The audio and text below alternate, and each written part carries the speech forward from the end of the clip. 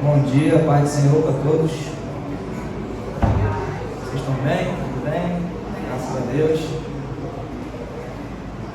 Vamos estar dando continuidade aí na nossa revista de Jó.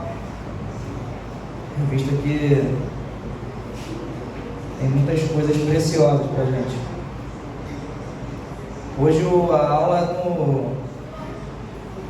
é no capítulo 4. Amigos sem palavras. É a aula de hoje. Eu queria estar lendo com os irmãos aí Jó, deixa aberto lá por favor, Jó 2, no versículo 11. Vou estar iniciando, vou estar orando em nome de Jesus. Pai santo e amado, graças te damos, ó Pai, mais uma manhã, Senhor. Senhor, muito obrigado, Senhor, pela oportunidade, meu Pai, de estarmos aqui, Pai, com saúde, Senhor, de podermos, Pai, chegar à Tua casa, Senhor. Senhor, muito obrigado pela Tua palavra, Pai, pelos meus irmãos, ó Pai, que se dispôs, ó Pai, em estar aqui junto, Pai, a nós, para aprendermos, Pai, juntos. Senhor, toma as pessoas que ainda estão a caminho, Senhor, guarda, Pai, sobremaneira, Senhor. Toma aqueles que não podem vir ainda, Senhor. Tome em suas mãos da mesma forma, Pai. Senhor, que esse estudo, meu Pai, não venha ser eu, Pai, mas venha ser o Senhor, Pai. Porque tudo que vem do Senhor é bom, perfeito e agradável. Senhor, tome em suas mãos em nome de Jesus. Amém.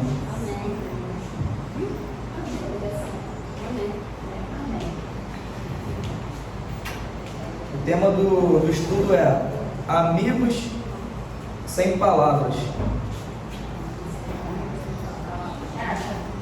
Em Jó 2:11, ele diz assim, é só Jó 2:11. Ouvindo, pois, 3 amigos de Jó, todo este mal que lhe sobreviera, chegaram cada um do seu lugar. Ele faz o temanito, Bildade, o suído, e Zofar, o naamatita, e combinaram ir juntamente condoer-se dele e consolá-lo.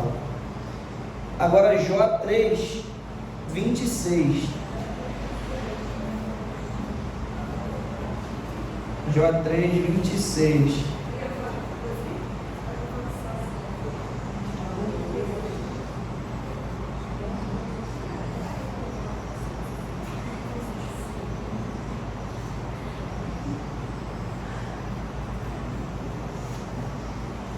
Vamos ler do 22 ao 26. Não, 23 ao 26. Porque se concede luz ao homem cujo caminho é oculto, e a quem Deus cercou de todos os lados?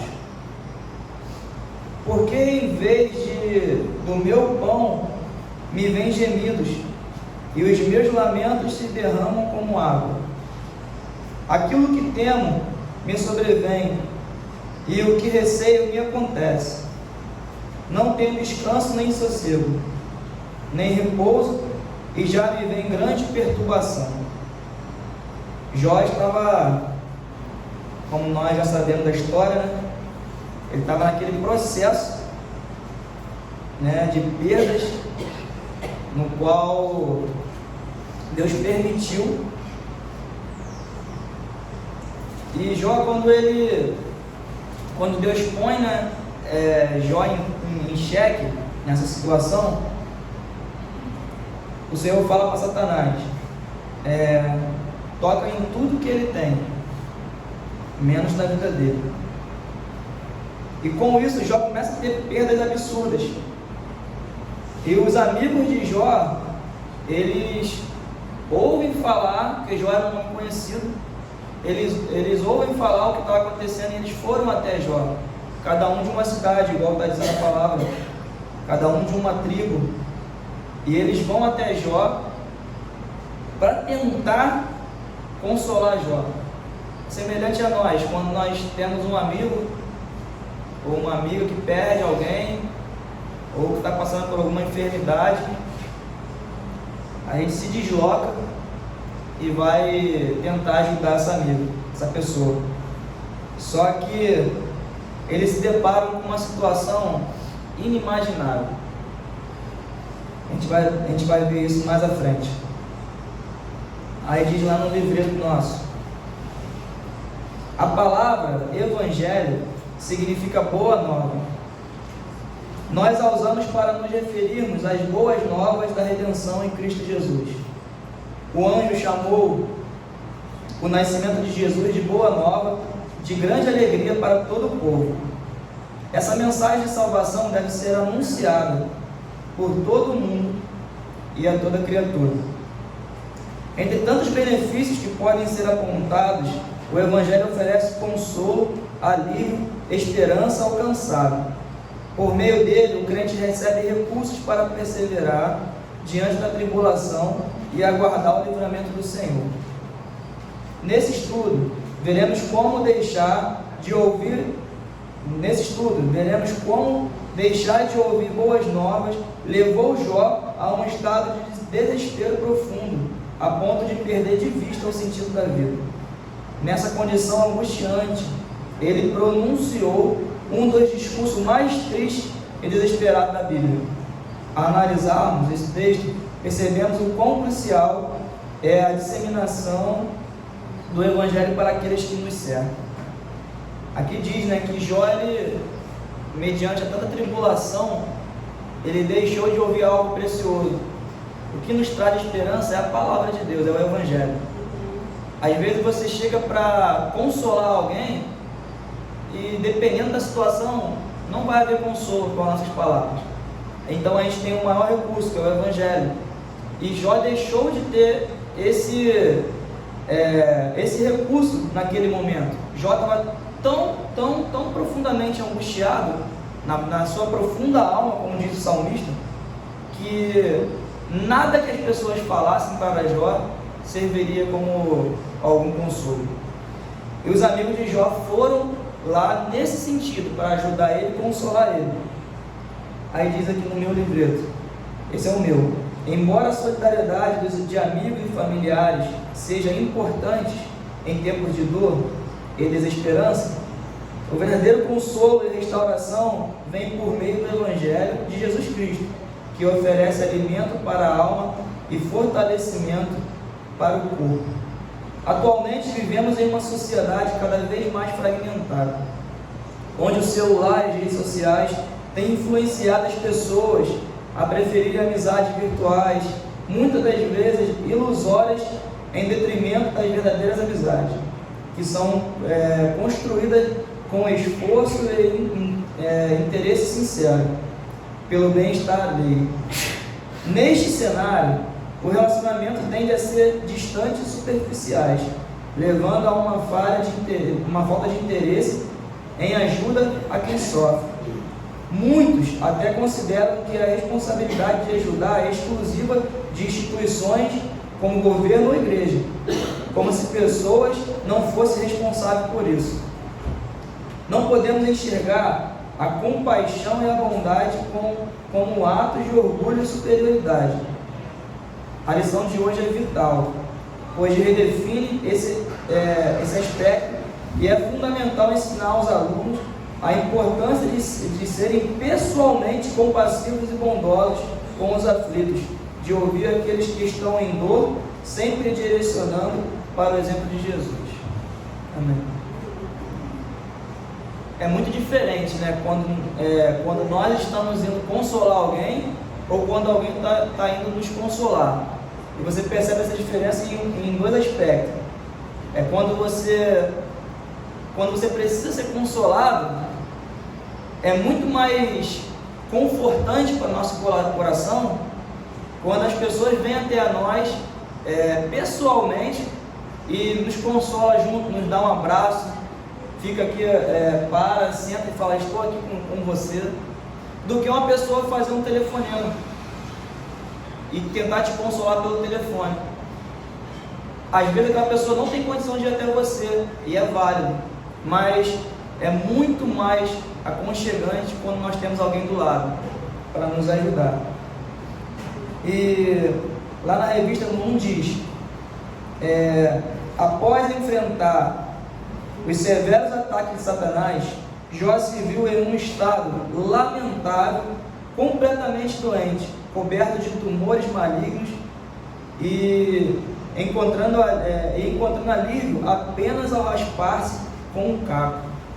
Nesse momento difícil, ele precisava desesperadamente de consolo, mas não foi o que aconteceu. Inicialmente, sua esposa, em vez de oferecer apoio necessário, questionou sua integridade e adoração ao Senhor. Ela que compartilhou a fé e as boas obras de Jó por décadas. Tinha todas as condições para oferecer a palavra de fé e consolo. Nesse momento de profunda dor, uma esposa crente e conhecedora da palavra de Deus ajudaria seu marido, trazendo à memória todos os benefícios de Deus e os ensinos que poderiam renovar a sua esperança. No entanto, suas palavras foram críticas e desencorajadoras. Aí embaixo diz que é o parágrafo mais importante que eu vi dessa lição. Devemos reconhecer o sofrimento da esposa de Jó, que também enfrentou perdas devastadoras. O sofrimento pode ofuscar a mensagem do Evangelho em nossa mente, em nosso coração. Por exemplo, os discípulos de Getsêmani foram vencidos pelo sono devido à tristeza. Assim, não se trata de criticá-la, mas de notar a ausência do anúncio da boa nova naquela situação. Esse parágrafo ele está ratificando o de cima. Por quê? De fato, a esposa de Jó, ela amaldiçoou esse teu Deus e morre, ela disse isso. Agora, as mesmas perdas que Jó teve, a esposa também teve. Então, a gente, por muito menos, a gente amaldiçoa e morre, e quer a morte. Por muito menos mesmo. Eu acho que nem 2% que Jó passou, a gente quer amaldiçoar e morrer. Falando no linguajar da Bíblia. E eles perderam tudo. A palavra de Deus fala que eles perderam 7 filhos. E perderam 3 filhas. Eram 10. E só quem já perdeu um filho sabe a dor que é. E eles não perderam somente os filhos, porque estava pensando ontem, falando sobre isso, que Jó, quando Deus permite que Satanás fosse a sua presença, ele afronta Deus de certa forma e diz para Deus, Deus fala para ele, tá vendo meu servo Jó? Ele fala, estou vendo. Aí ele fala, homem justo, reto. Aí ele diz, também justo, reto, o Senhor abençoa ele de sobremaneira. Como é que a pessoa não vai ser justa? A primeira ênfase nisso, ele quer dizer em outras palavras para Deus, que Jó só adora a Deus porque Deus abençoa ele. Jó não adora a Deus pelo que Deus é. Jó adora a Deus pelo que Deus pode proporcioná-lo. É o que Satanás queria dizer para Deus naquele momento. Aí o que Deus faz? Pode tocar nele. A primeira palavra é, pode tocar nele. Só preserva a sua vida. E o que ele faz? Ele mata todos os seus gados e ovelhas. Aí, ele pega mais adiante e fala, pode tocar também nos seus bens. O maior bem de um homem no geral, eu digo, é a sua família. O maior bem que uma pessoa pode ter é a sua família. O resto é as demais coisas. E Satanás pega e toca também na família de Jó. Então ele mata todos. Então quando ele põe Deus em xeque, é como se Jó fosse, entre aspas, o advogado de Deus. Por quê? Deus ele é onisciente, onipotente. Então ele sabia do final daquela história. Jó não sabia, e nem Satanás. Então era uma chance de Satanás tentar envergonhar Deus. Porque ele falou, eu vou acabar com esse homem. E vamos ver se ele não vai blasfemar com o Senhor. Ele não sabia do desfecho final, Deus sabia. E Jó, ele fala uma palavra maravilhosa quando ele perde todos os seus filhos. Nu eu vi do vento, né? E nu voltarei. Então ele quer dizer o seguinte, que do começo de quando ele nasceu até a morte dele, tudo que está aqui na terra não é nosso, é de Deus. Então ele fala, né? Tu me deste, né? E agora tu recolheste. Então a gente tem que crer dessa forma. O que Deus tira de nós, como por exemplo, quando nós sabemos para onde nossos filhos, a caminhada que nossos filhos estão enfrentando, um filho que é cristão e acaba falecendo, existe uma profunda tristeza no nosso coração, vai existir. Mas o lado bom é saber que aonde o nosso filho está. E Jó sabia, por mais que Jó perdeu os seus filhos, não foi um filho, foram 10, ele sabia para onde seus filhos foram. Ele tinha essa convicção em Deus. Então Satanás põe Deus em xeque nessa situação. E graças a Deus, cara, Jó, ele honrou o Senhor. E se a gente parar para pensar, por muito menos nós iríamos negar o Senhor e blasfemar. Aí na página 16 diz: além disso, os amigos de Jó, Elifaz, Bildade e Zofar, embora tenha vindo para consolá-lo, ficaram em silêncio por 7 dias diante da magnitude de seu sofrimento. Apesar de serem homens idosos e experientes, como descritos por Eliú, está lá em Jó 32, que fala da história desses homens, não conseguiram oferecer palavras de alívio. Isso mostra que nem sempre a sabedoria ou a experiência humana são suficientes para consolar ou salvar alguém da aflição. Isso aqui é muito interessante, porque quando uma pessoa está de luto, quem já viveu luto aqui sabe muito bem disso. As pessoas vêm, te abraçam, né? Pode contar comigo, estou com você. Às vezes quer trazer uma palavra, né, de consolo para você. E a gente sabe que dependendo da perda, nada que alguém fale vai te consolar. E aqueles homens, eles viajaram de longe para tentar consolar. Só que eles não tinham consciência do tamanho e magnitude do sofrimento de Jó. E a palavra diz que quando eles chegam e ele vê a tamanha situação de Jó, eles ficam 7 dias e 7 noites em silêncio perto de Jó. E eles rasgam suas vestes. Quando naquela época, foi falado pelo Lucas na semana passada, um sinal de muito sofrimento era rasgar as vestes. E aqueles homens também rasgaram suas vestes. Eu digo como um exemplo próprio de quando eu perdi a minha mãe, em 2015, uma coisa muito repentina. Lá na igreja onde eu congregava, tinha umas irmãs lá que me acompanharam nesse período de tamanho sofrimento. E elas ficaram bastante dias indo na minha casa. Elas não falavam nada, elas só iam na minha casa todo dia. Eu tive que falar: poxa, irmã, não precisa vir mais. Mas eu entendi o papel delas. Elas não iam lá para minha casa para poder ficar falando da palavra somente. Elas conversavam para poder distrair. Mas elas entendiam, eram 2 irmãs. Elas entendiam que estar próximo naquele momento era muito importante para mim. E eu pude assim, me colocar um pouquinho e entender o que esses homens foram fazer. E na situação de Jó também, porque nada que alguém fale para você, nada vai te consolar. E aqueles homens, eles foram cheios de intenções. Eles já eram idosos, como a palavra fala, e experientes. Eles não eram qualquer pessoa, eles eram experientes.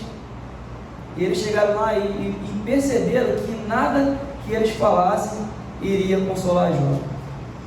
Embaixo no 2 diz: Jó não encontrou apoio ou consolo para a sua dor, nem sua esposa, nem amigos condoídos.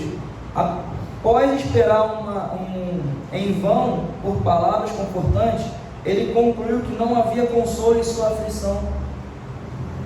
Assim iniciou um discurso amaldiçoando o dia do seu nascimento, expressando que teria sido melhor não nascer.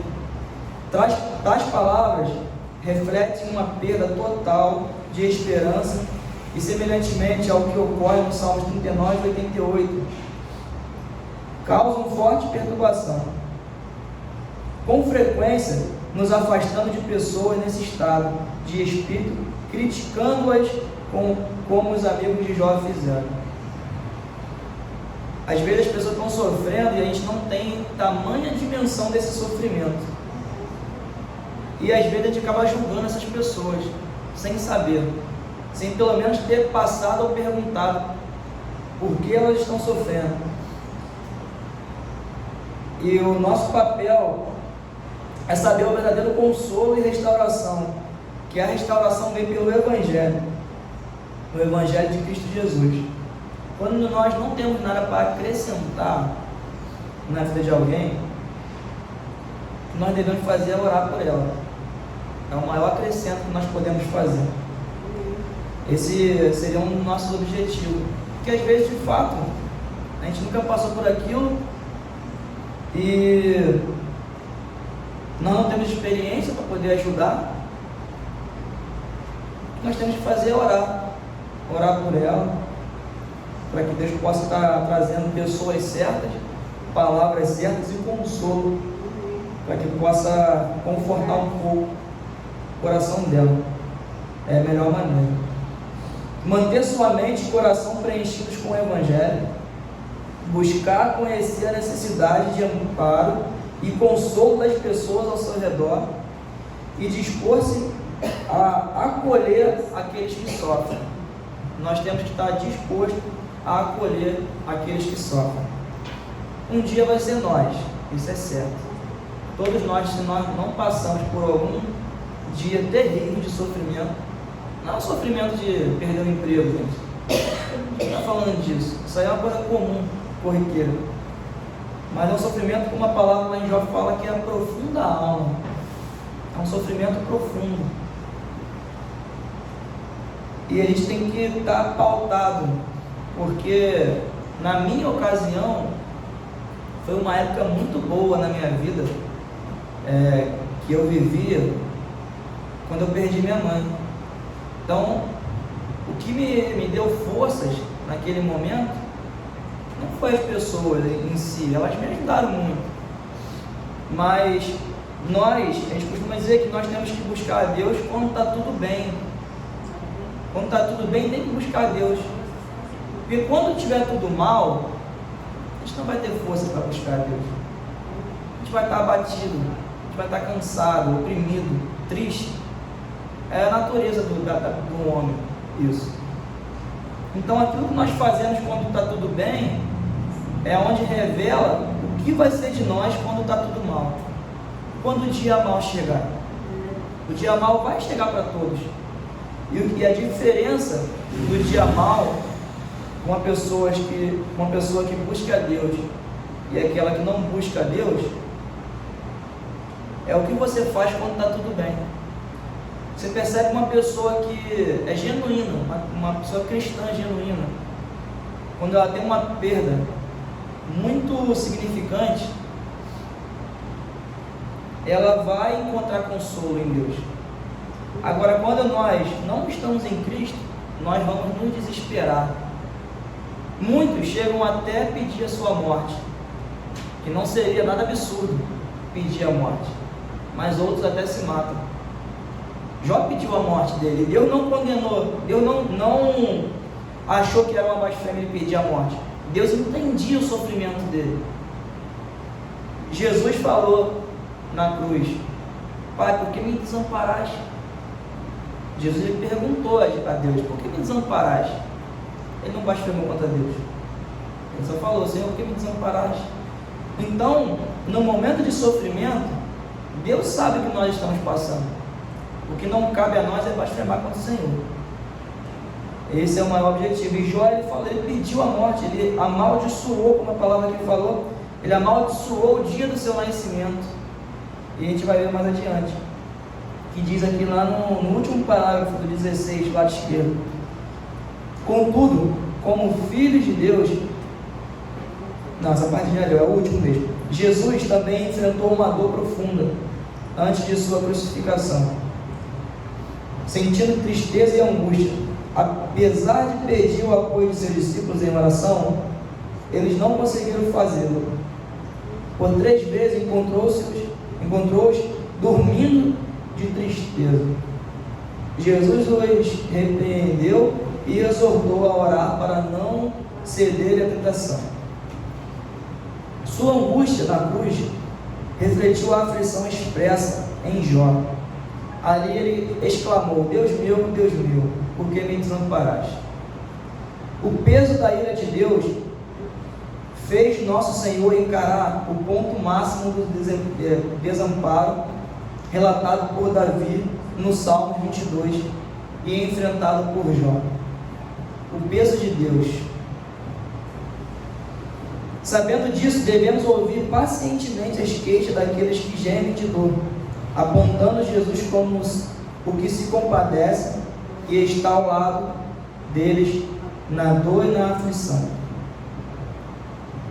Em Provérbios 31, 6 e 7, a mãe de Lemuel o aconselha a trazer alívio ao que perecem e aos amargurados de espírito. Os 3 amigos de Jó demonstraram compaixão, inicialmente gastando tempo para se sentarem com ele e confortá-lo. Era o objetivo deles. Possivelmente, o temanita, possivelmente um descendente de Temã e, portanto, de Esaú. O suíta, talvez um descendente de Saul, 2 filhos de Abraão com Quetura. Essa passagem aqui, que está no nosso livro de professores aqui, está em Gênesis 25, no 1 e 2. Ele fala de onde vieram esses homens. Vieram de tribos que eram tribos significantes na época de Esaú. Homens que eram estudados, tinham conhecimento da palavra de Deus e, ao nosso ver, tinha total capacidade de servir como apoio a Jó. É isso que ele quis dizer aqui. Aí mais adiante aqui, ele diz: o sofrimento pode obscurecer o Evangelho em nossa mente e coração. É como eu falei, quando nós estamos em sofrimento, parece que desliga o nosso cérebro. Nós não temos forças, ou quando nós estamos aborrecidos com alguma coisa, alguém chega para poder nos perguntar algo, fala: calma, agora não dá para poder pensar nisso não. Tu imagina um sofrimento profundo que esse homem vivia. Então, como eu falei, a gente precisa de fato estar ligado ao Senhor quando está tudo muito bem. Esse é o nosso objetivo. A sabedoria e experiência humanas nem sempre são suficientes para confortar o coração aflito. Não é nossa sabedoria, é o Evangelho. E quando o Senhor ele desafia, né? Quando Satanás ele desafia o Senhor, no caso, e Deus escolheu Jó para que Satanás usasse ele como esse exemplo, Deus usa alguns termos que desafia severamente a Satanás. Ele fala que Jó era um homem íntegro, reto e temente a Deus, que se desviava do mal. Ele usa esses 3 termos. E vale ressaltar esses termos, porque que seria um homem íntegro? O que seria uma pessoa íntegra? O que seria uma pessoa reta e uma pessoa temente a Deus? Eu anotei algumas coisas e fala que íntegro é aquilo que você com a porta do seu quarto trancada. Isso é integridade. Quando você está sozinho na porta do seu quarto, você fecha ele e ali somente Deus sabe quem você é. Isso é integridade. Então Deus via Jó dentro das quatro paredes. Ele não via Jó no público somente, ele via Jó dentro das quatro paredes. Ele fala, realmente isso aí é íntegro. Ele me honra na presença das pessoas, como também sozinho. Isso é o sinal de integridade. Reto. O que é ser uma pessoa reta? É aquilo que você é em público. As pessoas veem você e falam, essa pessoa é uma pessoa reta, uma pessoa que foge da aparência do mal, uma pessoa que busca. E uma pessoa temente a Deus, que é o princípio da sabedoria, que é buscar a Deus. Então assim, ele põe Jó em xeque nessa situação. Isso enfurece Satanás. Só que ele coloca um limite. Ele coloca um limite para Satanás. Para Satanás ele ir somente até ali. Ele pede para poder poupar a vida de Jó. Martinho Lutero, ele tem uma frase que ele diz que Satanás Satanás é um cachorrinho na coleira de Deus. Ele fala isso por quê? Quando você sai com o teu cachorro, tu bota uma coleira nele, a coleira ela tem um limite, ela vai só até ali. E é isso que Satanás é para Deus. É um cachorrinho na coleira de Deus. E a gente precisa entender que até na nossa vida, Satanás ele tem um limite. Até onde Deus permite ele vai. E às vezes a gente para ficar pensando nisso, ou até mesmo quem nunca falou, pô, Satanás está razoando com a vida daquela pessoa ali. Mas ela vai somente até onde Deus quer. Ele tem um limite. E o limite quem impõe é Deus. Então, se a pessoa está passando por alguma situação, nós temos que crer que é a consequência de algum pecado ou é a permissão de Deus para que isso aconteça, porque tudo que acontece é bom, perfeito e agradável, tem um objetivo. Tem coisas ruins que acontecem na nossa vida que no momento a gente não vai entender. Uma separação de amizade, uma separação, sabe, de trabalho, uma perda de emprego, a gente não vai entender naquele momento. Mas se Deus está permitindo, é porque tem um limite e Ele vai mostrar em algum momento. E às vezes também não vai mostrar, porque tem coisas que não é para ser mostrada, é só para ser vivida. Então nós temos que sempre, independente do que aconteça, crer no que Deus faz. Senhor, se o Senhor permitiu, amém. Se o Senhor tirou, amém. E se o Senhor deu, amém também. É o que nós precisamos entender. E diz mais adiante,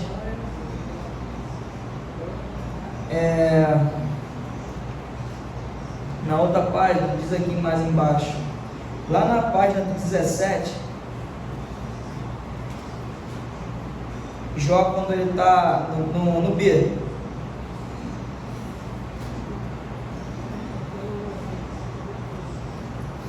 na segunda parte do seu discurso, Jó questiona o motivo de seu próprio nascimento. Diante das dores e angústias que enfrentava, ele sentia que toda a sua vida havia perdido sentido.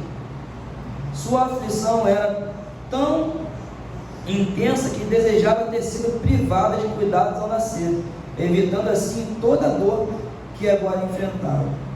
Essa passagem evidencia a profundidade do sofrimento de Jó. Desde o ventre recebemos cuidados essenciais para a vida. Protegidos no útero, acolhidos ao nascer, agasalhados e alimentados, esses cuidados refletem o amor incondicional de Deus. São oferecidos a todos, independente de suas ações, ilustrando a bondade divina que abençoa justos e injustos. Isso é uma dádiva, né? O nascimento de uma criança é uma dádiva, né? A criança ela tem a sua oxigenação pelo cordão umbilical, né? Quando ela nasce, ela se alimenta pelo leite materno. Então, assim, é uma bênção. Só que Jó, ele não achou nem isso mais como bênção. Até isso ele estava já amaldiçoando o nascimento dele.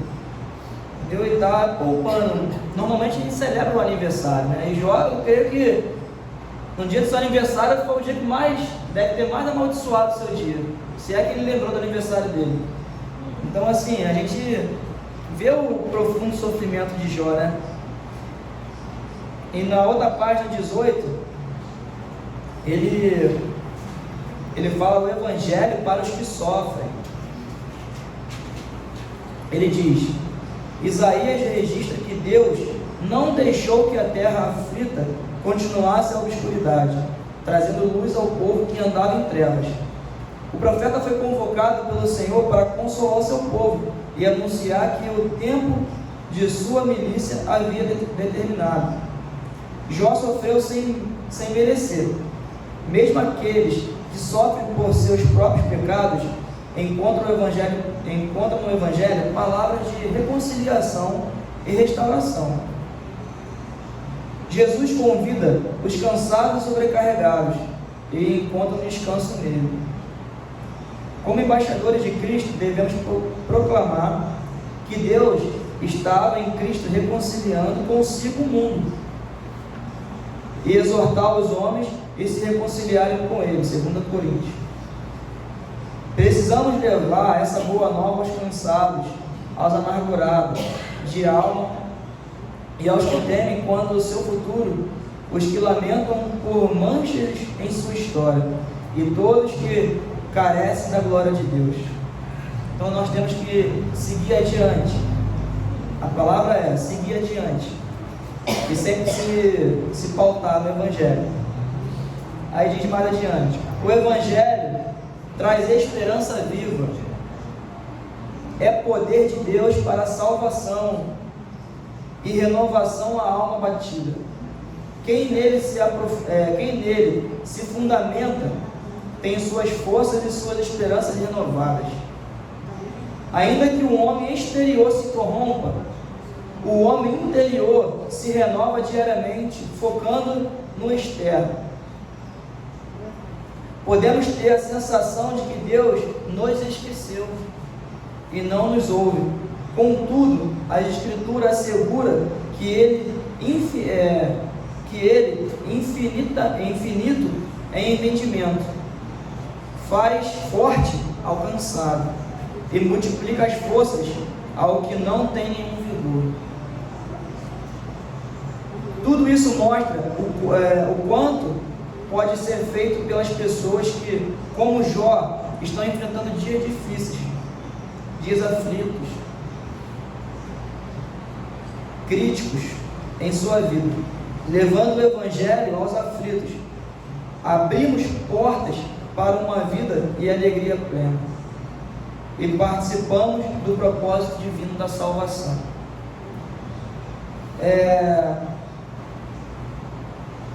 Aqui diz mais adiante: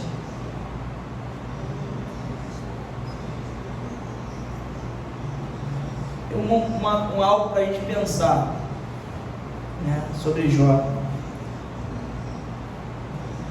Você e eu escrevi aqui, você e eu conhecemos pessoas que blasfemam contra Deus por muito menos. Com certeza. Eu conheço pessoas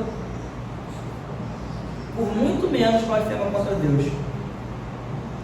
E a pergunta é: será que a tese de Satanás estava certa? Será? Porque quando, não sobre Deus, mas sobre nós, quando nós não aceitamos os caminhos de Deus em nossas vidas, tem caminhos que é um pouco mais simples, mais leve, mas tem outras pessoas que pagam um preço muito grande. Às vezes preço de morte para estar no Evangelho. E quando nós damos essa legalidade a Satanás, nós concordamos com a tese dele, que nós adoramos a Deus pelo que ele pode nos proporcionar, não por aquilo que ele é, não por sua pessoa. E independente do que Deus nos dá, ou independente do que Deus nos tira, nós temos que adorar a Deus pela pessoa dele, não por aquilo que ele nos dá ou que ele nos tira. Esse é o nosso objetivo. Não é fácil falar, não é fácil viver o que eu estou falando, mas quando você vive realmente isso, você prova das bem-aventuranças de Deus. E o que é que Deus pode nos dar de melhor do que a vida eterna? E às vezes nós estamos buscando por coisas, por dons, por coisas materiais, ou perdendo coisas materiais, e nós esquecemos que o que Deus tinha que nos dar, Ele já nos deu. E o restante, esse período, esse intervalo aqui de vida que é breve, as irmãs que estão, que têm uma idade um pouco mais avançada, sabem muito bem, elas têm a memória fresca de lembrar que pouco tempo atrás elas tinham 15 anos de idade. Hoje eu tenho 29. Daqui a pouco, irmão, quando entrar no 40, vai ser já era. 40, 50, 60, isso Deus permitir, né? Entendeu? As irmãs hoje têm aí, mais de 50 anos. Lembram muito fresquinho na sua mente que ontem vocês tinham 20. Então, assim, é muito breve, E o céu, ele é dinâmico. Quando a gente tiver o nosso encontro com o Senhor, se chama a vida eterna com Deus, todo dia a gente vai conhecer a Deus. A gente vai passar lá 1000 anos, 2000, 1 bilhão de anos, e a gente vai continuar conhecendo a Deus, porque Deus, ele é inesgotável. Ninguém nunca vai conhecer a Deus. Nós teremos a eternidade inteira para conhecer a Deus, e nem a eternidade será suficiente para a gente conhecer a Deus por total. Então, é isso. Aí eu vou ler a conclusão, mas é que nós devemos entender que devemos guardar no nosso coração a palavra de Deus. Quando tudo estiver mal, lembra da palavra de Deus. Ela é a única suficiente para a gente. Não é o que eu falo, não é o que o pastor vai dizer para vocês somente. Não é o que qualquer pessoa fala. A única coisa que é suficiente em nos consolar é a palavra de Deus. É quando nós olhamos para a cruz e vemos tudo que Jesus passou e não desistiu. Ele foi até o fim, até a morte de cruz. E a conclusão diz: a dor e a falta de esperança têm efeitos devastadores na vida das pessoas. Todos enfrentamos períodos de escuridão e tormento, nos quais a companhia solidária de amigos e irmãos é crucial. Eles compartilham nossas tristezas e choram conosco. Contudo, a solidariedade por si só muitas vezes não é suficiente. É necessário oferecer o consolo e a restauração que somente o Evangelho de Jesus Cristo pode proporcionar. Ao comunicar a graça de Jesus aos que sofrem, oferecemos verdadeiro alimento para a alma e fortalecimento para o corpo. Por meio do Evangelho, o Senhor resgata os que estão para perecer e reanima os que estão abatidos. Esteja disposto a acolher compassivamente aqueles que sofrem. Peça a Deus que você perceba as necessidades de amparo e console e seja instrumento para encorajar pessoas. Mantenha sua mente e corpo saturados com o Evangelho, para que em meio à tristeza e tribulações, você não se desespere e tenha recursos divinos para oferecer aos que estão sofrendo. Amém. Glória a Deus. Vamos orar e agradecer ao Senhor. Pai, muito obrigado, Senhor. Senhor, obrigado porque o Teu Evangelho, Pai, a Tua palavra, ela é a única, suficiente, meu Pai, para nos consolar verdadeiramente. Teu fardo, meu Pai, é leve, Pai. Senhor, muito obrigado porque o Senhor não desistiu de nós, ó Pai. E mesmo, Pai, quando nós erramos contra Ti, blasfemamos contra o Senhor, meu Pai, o Senhor não desistiu de nós. O Senhor ainda por cima, Pai, deu o Seu Filho, deu o Seu único Filho para nos dar vida. E hoje nós somos gratos a Ti, Senhor. Senhor, se algum de nós, ó Pai, se até eu mesmo já Te adorei pelo que o Senhor me deu, Pai, e não pelo que o Senhor, Pai, nos perdoa, meu Pai, nesta manhã. Perdoa, Pai, porque o Senhor tem que ser suficiente em nossas vidas, meu Pai.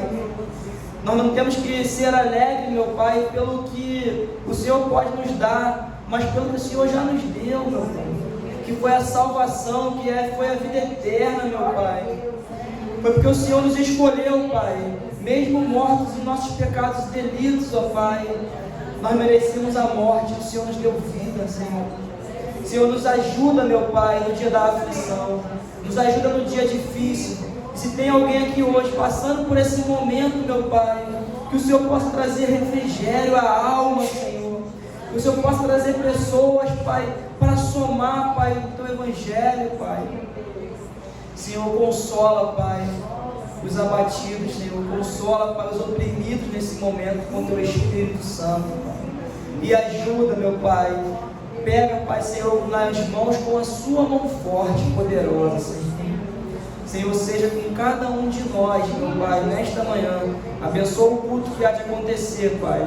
Abençoa tudo que vai acontecer nesta manhã, Pai. Em nome de Jesus Cristo, meu Pai. É o que nós te pedimos, Senhor, e te agradecemos. Fica conosco, Senhor, em nome de Jesus. Amém.